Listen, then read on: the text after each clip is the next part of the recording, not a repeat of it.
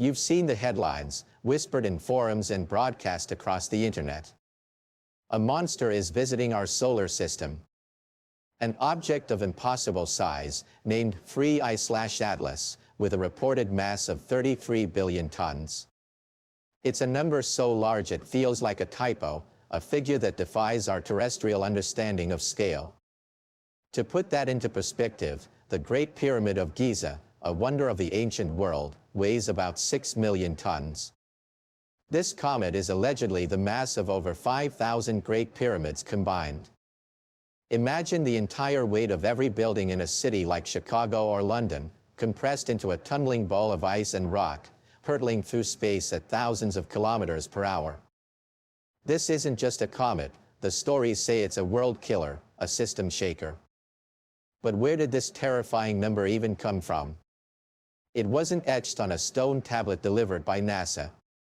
It's a high-end estimate, born from complex calculations and astronomical observations, amplified by our collective fascination with the unknown. It represents the upper limit of what this cosmic visitor could be. But that raises the true question, the one that's far more interesting than any single number. How do you weigh a ghost? How do scientists, from their observatories here on Earth, possibly calculate the mass of an object they can never touch, millions of kilometers away across the void? Is this precise, verifiable science, or is it an educated guess, a shot in the dark? Over the next few minutes, we will journey into the heart of this cosmic mystery, exploring the ingenious techniques and frustrating limits of weighing the universe, one comet at a time. The first tool in an astronomer's kit for weighing a distant object is the most ancient and fundamental one we have, light. The basic principle is simple and intuitive. A bigger object should reflect more sunlight, and therefore, it should appear brighter in our telescopes. This measurement of brightness is known to astronomers as magnitude. For centuries, this was the only method we had. We would look at two celestial bodies, and if one appeared significantly brighter than the other, we would assume it was larger, and thus more massive. However, this simple idea quickly shatters against the complex realities of the cosmos. The first and most significant problem is something called albedo. Albedo is a measure of reflectivity. Imagine two objects in space. One is a small sphere made of perfectly polished ice, and the other is a massive sphere made of dark, soot-covered rock. From a distance, the small, icy sphere could reflect so much sunlight that it appears just as bright, or even brighter, than the far larger, darker object. This is the albedo problem. Comets are notoriously unpredictable in their composition. Some have fresh, highly reflective ice on their surfaces, while others are coated in a dark, carbon-rich dust that is less reflective than asphalt. Without knowing the exact surface material, guessing the size from brightness is fraught with error. But the challenge doesn't end there. We are not even looking at a solid surface. We are looking at the coma, a vast, temporary atmosphere of gas and dust that surrounds the comet's nucleus as it's heated by the sun. This cloud can expand to be larger than the planet Jupiter, and it is this massive, glowing fog that we see, not the small, solid nucleus hidden deep inside. Astronomers must use complex computer models to try and subtract the light from the coma to even guess at the brightness of the nucleus itself. It's like trying to determine the size of a flashlight bulb while it's hidden inside a dense bank of fog. Therefore, while light gives us our first clue, it is a deeply flawed and unreliable scale. It can give us a ballpark figure, but to get closer to the truth, we must turn to a more fundamental force of the universe. To truly weigh a celestial object, we must listen to the language it speaks to the universe around it. That language is gravity. As Sir Isaac Newton revealed centuries ago, every object with mass exerts a gravitational pull on every other object. The more massive the object, the stronger its pull. This fundamental law provides the ultimate cosmic scale, and astronomers have two ingenious ways to use it. The first method is to look for perturbations. As a massive object like 3I/Atlas travels through the solar system, its gravity gently tugs on everything it passes. When it flew by Mars, its gravitational field would have pulled on the red planet, causing a minuscule, almost imperceptible, wobble in its orbit. If we have a spacecraft nearby, like the Mars Reconnaissance Orbiter, the comet's gravity will slightly alter the probe's trajectory.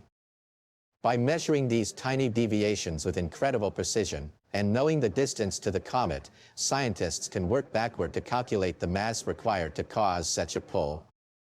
This is the gold standard for measuring mass from a distance.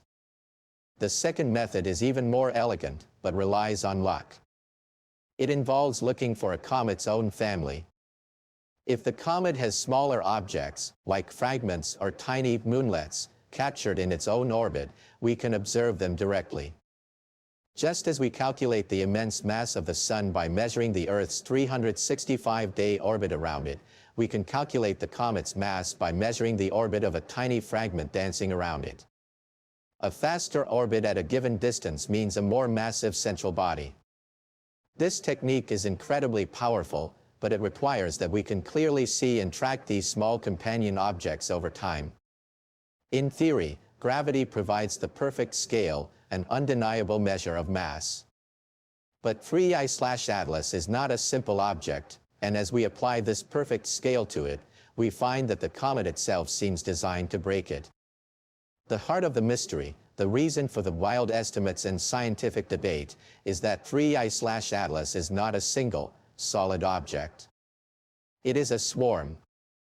Sometime during its long journey, its nucleus fractured and shattered. What we are observing is not one massive boulder, but a cascade of fragments flying in close formation, all shrouded within a shared, massive coma. This completely changes the game for our scientific measurements. Trying to weigh it with gravity is no longer straightforward. Where is the center of mass? The mass is distributed chaotically among multiple large fragments and countless smaller ones, each pulling on the others and on any nearby planet or probe. This creates a complex, messy, and constantly shifting gravitational field that is incredibly difficult to model. It's the difference between weighing a cannonball and trying to weigh a cloud of smoke. Furthermore, the comet is actively losing mass at a furious rate.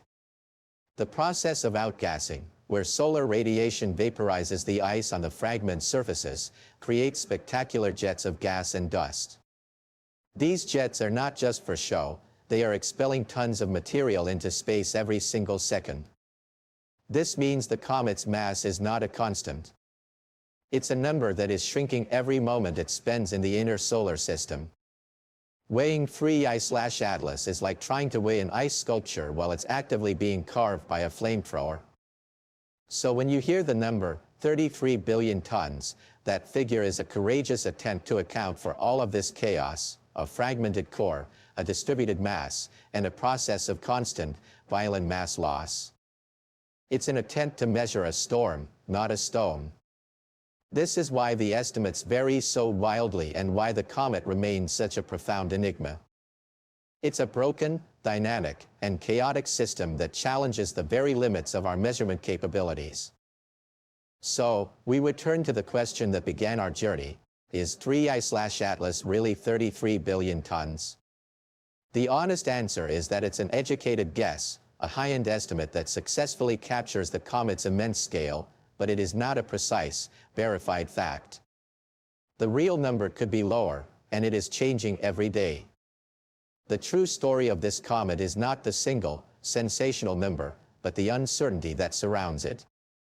The pursuit of this number reveals the incredible ingenuity of the scientific method, our ability to use light and gravity to reach out and touch the cosmos. But it also reveals our limitations. It shows us that the universe is not always made of simple, solid spheres that fit neatly into our equations. It is often messy, chaotic, and fragmented, just like 3I/Atlas. The true weight of this comet is not measured in tons, but in the weight of the questions it forces us to ask. It pushes us to refine our techniques, to build better models, and to accept the humbling reality that there is still so much we don't know. Objects like this are a test not just of our telescopes, but of our imagination. They remind us that the edge of knowledge is a fascinating and mysterious place. The story of free I/Atlas is still being written in the sky. As new data from powerful telescopes becomes available, these estimates will be refined. The ghost will slowly come into focus. If you want to stay on the cutting edge of this cosmic investigation and explore the answers to the universe's greatest questions, then join us on this journey of discovery.